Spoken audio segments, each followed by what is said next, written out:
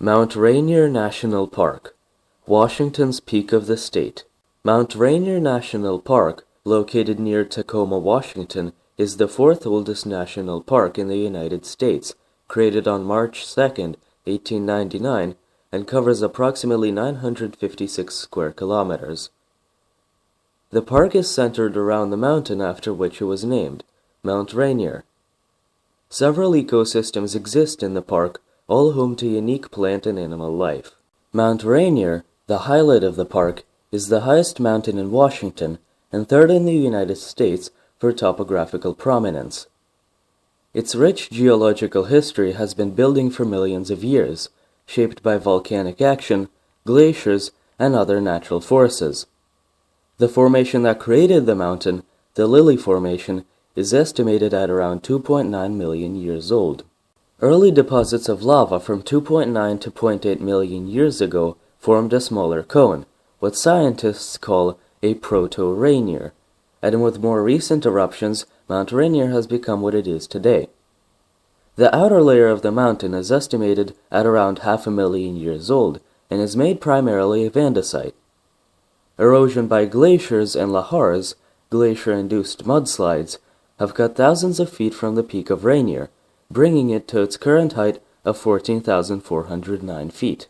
As Mount Rainier is one of 17 volcanoes dubbed around the world as decade volcanoes, volcanoes that could cause extreme damage to surroundings in the case of an eruption in the near future could be catastrophic to nearby towns.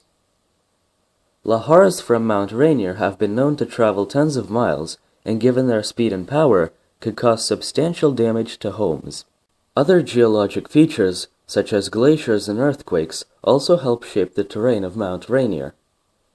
Several small earthquakes are detected at the base of the mountain every year, caused most likely by trapped steam under the rocks interacting with magma. Glaciers erode the cone of the volcano and form streams, many of which are vital to wildlife in the park. Glaciers are an extremely important factor in sculpting the faces of the mountain, given the mountain's status as the most heavily glaciated mountain in the lower 49 states. Glaciers have fluctuated in size significantly over thousands of years, occasionally reaching as far as the boundaries of the national park.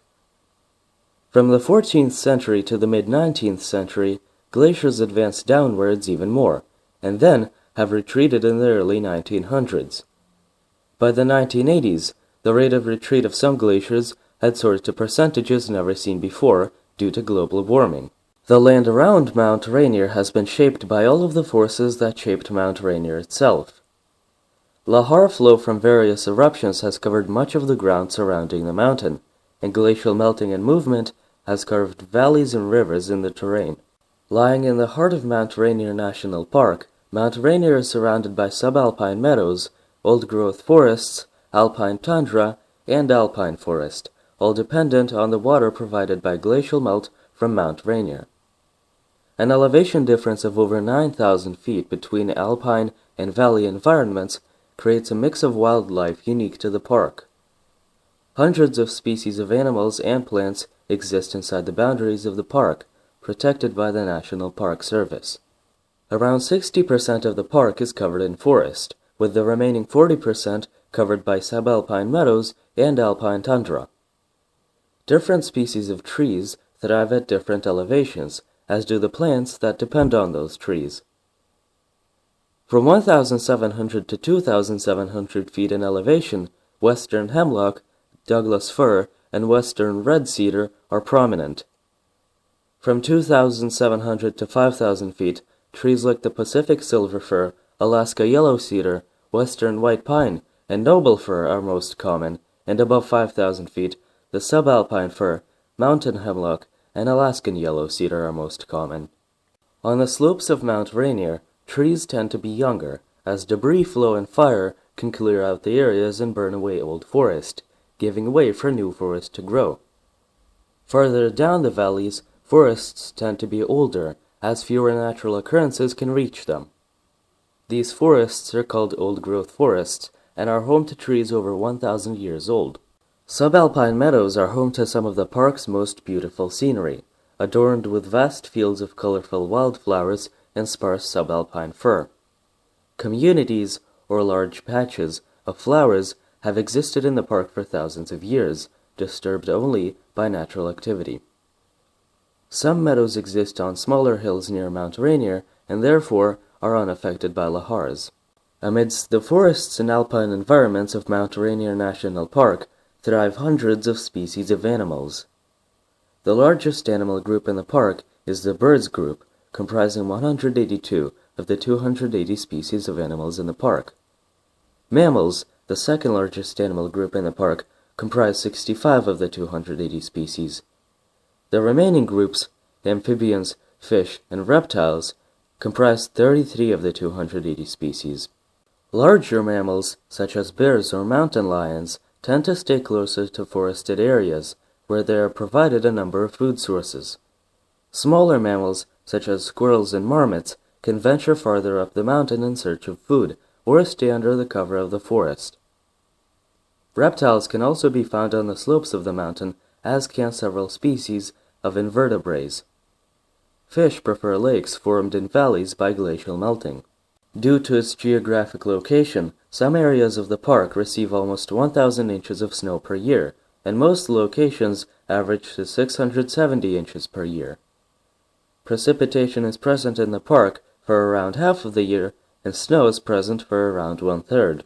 Humans first visited the park likely around 15,000 years ago, and a projectile point dated at 5,800 years before present has been found near what is now the Snow Lake Trail.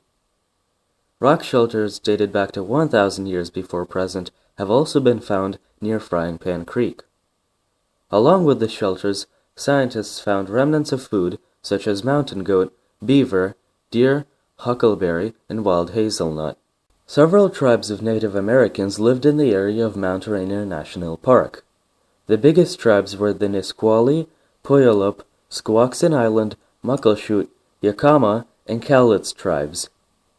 It is likely that these tribes split the area by watershed boundaries and could hunt and gather food around the mountain in their territory. Before recent discoveries, scientists believed that Native Americans rarely ascended the slopes of the mountain for any reason. However, with the discoveries of the stone shelters, scientists now believe that Native Americans could use the mountain as a home. Native Americans also likely ascended part of the mountain for spirit quests, although it is not certain. 3.5% of the park has been analyzed for remains of Native American culture. European explorers first set foot in the area in the 1700s, and the precise date and person who first visited the area is unknown, but European travel to Mount Rainier increased dramatically after the Lewis and Clark expedition from 1804 to 1806. The Lewis and Clark expedition most likely was the first European expedition that reached Mount Rainier and mapped the route they took. After the Lewis and Clark expedition returned to inform the President, Thomas Jefferson, of their findings, American expansion to the Pacific began on a greater scale. As people began to move to the area of modern-day Washington and visit the mountain, the pristine wilderness started to die out. However, many people wanted to preserve this source of natural beauty. One of the most active preservationists was Gifford Pinchot, an avid forester, who advocated the conservation through use policy, which would allow for the harvesting of natural renewable resources, such as trees or berries, as long as those resources were replenished. Another famous naturalist, John Muir, advocated for better preservation and less harvesting of natural resources from national forest preserves. After Muir's visit to the mountain in 1888, Muir began pushing several groups to help him make Rainier a national park instead of a forest preserve. The Sierra Club, created by Muir, aided him in his endeavors, and soon other organizations joined the cause. The National Geographic Society and the Northern Pacific Railway were in favor of preserving the park as a national park and not as a forest. In 1899, President William McKinley signed the bill that officially created Mount Rainier National Park. Since its creation, Mount Rainier National Park has inspired millions of visitors and remains one of the most popular national parks in the United States. Studies of the geology and ecology of the park have uncovered the rich history of the area, and can help uncover more questions about stratovolcanoes and glaciers. Millions of people visit the park each year, but as global warming increases, the park may find itself in a bad situation in the years to come. Thank you for watching this video, and as always, if you enjoyed, you can leave a like or a favorite, you can share the video with your friends, or you could even subscribe for more educational content. Check out some of the other videos in the National Park series, or check out the featured channels for more videos.